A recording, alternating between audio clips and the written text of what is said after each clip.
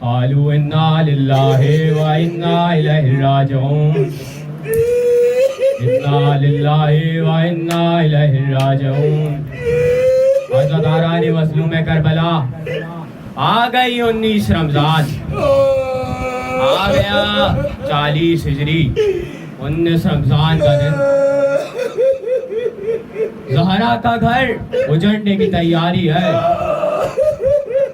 محراب عبادت بجھنے والی ہے، نماز کا امام جا رہا ہے. حسنین کا بابا اب سے کچھ دنوں بعد نہیں ہوگا. عزاداران مظلوم کربلا یہ سوچ کر رونا کہ اگلے سال آپ اس دنیا میں ہو نہ ہو، اس فرش عزا پہ ہو نہ ہو، یہی سوچ کے رو لینا کہ اگلے سال آپ ہو نہ ہو.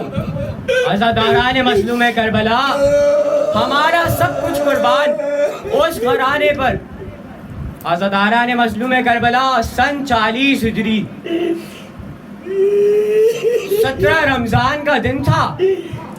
علی جنگ سے آئے اور علی نے اپنے بیٹوں سے کہا، اے حسن آج چاند کی کون سی تاریخ ہے بیٹا؟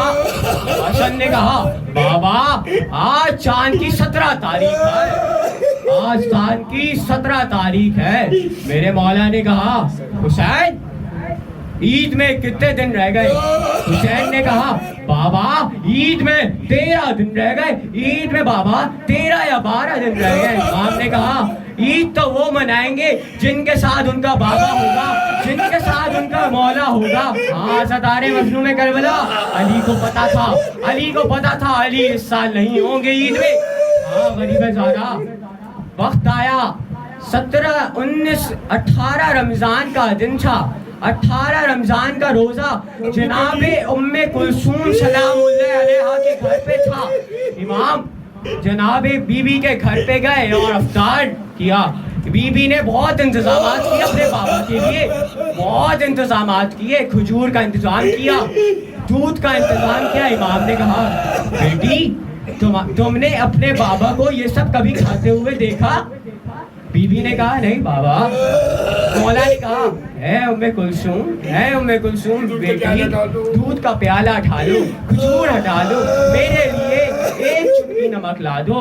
بی بی نے امام کا کہنا قبول کیا. امام نے نمک سے اپنا روزہ کھولا اور پوری رات علی نے عبادت کری. کچھ اس طرح عبادت کری ہے، کبھی اس حجرے میں جا رہے ہیں، کبھی اس حجرے میں جا رہے ہیں، کبھی اپنے صحن میں جا رہے ہیں اور آسمان کو دیکھ رہے ہیں اور کہہ رہے ہیں، انا للہ و انا الیہ راجعون، انا للہ و انا الیہ راجعون، انا للہ و انا الیہ راجعون. کبھی اس حجرے میں جا رہے ہیں، کبھی اس حجرے میں آ رہے ہیں، کبھی آسمان کو دیکھتے ہیں. آ گیا وہ 19 رمضان آ گیا. علی پوری رات عبادت کر رہے ہیں. بی بی نے اپنے بابا سے پوچھا، بابا آپ اتنا روتے کیوں ہیں؟ آپ کو اس حالت میں میں نے کبھی نہیں دیکھا. بابا آپ کو اس حالت میں میں نے کبھی نہیں دیکھا. امام نے کہا، بی بی نے بولا، بابا کل کیا کسی خاص شخصیت سے ملاقات ہے؟ امام نے کہا، ہاں بیٹا. امام روتے روتے مسجد کوفہ کی جانب رواں ہوئے. رات بھر علی نے عبادت کری ہے، شب قدر کی اعمال ادا کی، رات بھر دعائیں کر رہے ہیں. صبح وقت فجر نمودار ہوا. علی اپنے گھر سے روانہ ہوئے. اب علی جب گھر سے نکلے، علی کے مرغابیوں نے علی کو گھیر لیا اور کہنے لگے، اے مولا نہ جائیے. مرغابیوں کو بھی پتا تھا کہ علی جائیں گے واپس، علی زخمی آئیں گے. ہاں عزاداران مظلوم کربلا علی مسجد کوفہ پہنچے اور علی نے محراب عبادت پر آئے اور امام نے آ کر کیا دیکھا؟ اپنے اسی ملزم کو، اپنے اسی قاتل کو سوتا ہوا پایا، الٹی کروٹ سوتا ہوا پایا. امام نے کہا، اے ملزم، اے عبد الرحمان اٹھو، نماز کا وقت آ رہا ہے. اے ملزم وقت نماز آ رہا ہے، اٹھو. ملزم اٹھا اور امام کو پتا تھا کہ وہی قاتل ہے، یہ وہی ہے جو امام کا قتل کرے گا. ہاں یہ وہی گھرانہ ہے جو اپنے قاتل کو جام شیری پلاتا ہے. یہ وہی قاتل ہے جس کا دوست ہی قاتل ہوتا ہے. ہاں عزاداران مظلوم کربلا امام محراب عبادت پر آئے, محراب عبادت پہ آئے.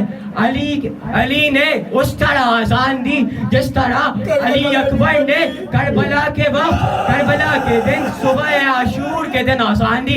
علی محراب عبادت پر آئے. علی نے کہا اللہ اکبر. علی نے کہا اللہ اکبر. یہ وہی اذان تھی, ایک یہ اذان تھی اور ایک کربلا کی علی اکبر کی اذان تھی. ان دونوں میں کچھ زیادہ فرق نہ تھا. ہاں عزاداران مظلوم کربلا علی مصلی عبادت پر آئے.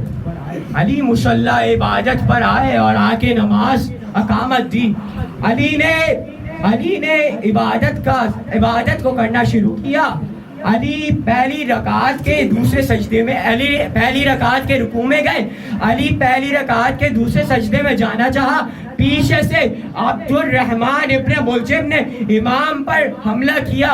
امام کا سر شکافتہ ہوا. روایتوں میں لکھتا ہے کہ امام کا ایک اصحاب تھا حذیفہ یمانی, جو بیان کرتا ہے کہ اس نے ملجم کو تلوار کو اور زہر کو خریدتے ہوئے دیکھا. مسجد کوفے کے بازار میں زہر کو خریدتے ہوئے دیکھا اور امام کو آ کر بتایا امام کوفے کے حالات بہت خراب ہیں, کوفے کے حالات بہت خراب ہیں, مولا ہم آپ کی حفاظت کے لیے گھر کے باہر کھڑے ہوں گے. امام نے کہا اے حذیفہ تم چلے جاؤ. حذیفہ روایتوں میں ملتا ہے حذیفہ ایسے گئے ہیں جیسے کوئی بچہ ماں کی گود میں چاہتا ہے, جیسے کوئی بچہ ماں کی گود میں چاہتا ہے. حذیفہ اپنے گھر میں گئے, الٹا جا کے بیگ پہ لیٹ گئے اور اپنا امامہ کو اتار کر پھینکا, اپنی تلوار کو مٹی پر پھینکا. ہاں عزاداران مظلوم کربلا اس عالم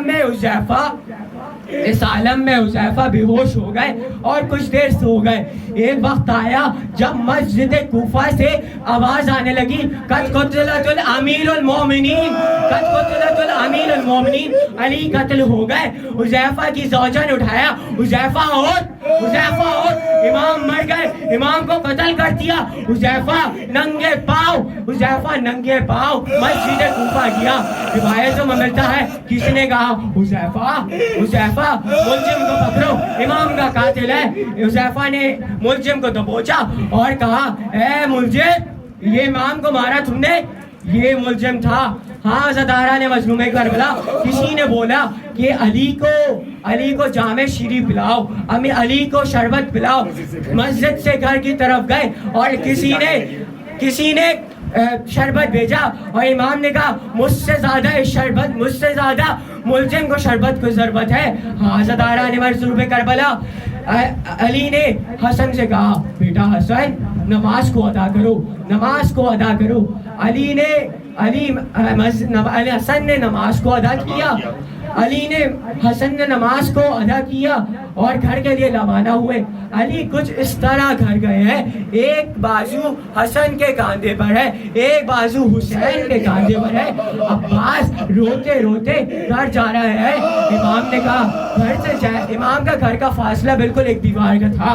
امام جیسی گھر کے نزدیک پہنچے اپنے اصحاب سے کہا اے اصحاب واپس لوٹ جاؤ, ایسا نہ ہو میری بیٹیاں آواز سن لیں, کیونکہ جب میں گیا تھا صحیح سلامت گیا تھا.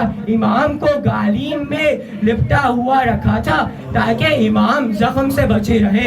عزاداران مظلوم کربلا سب اصحاب واپس لوٹ گئے اور یہ وقت آیا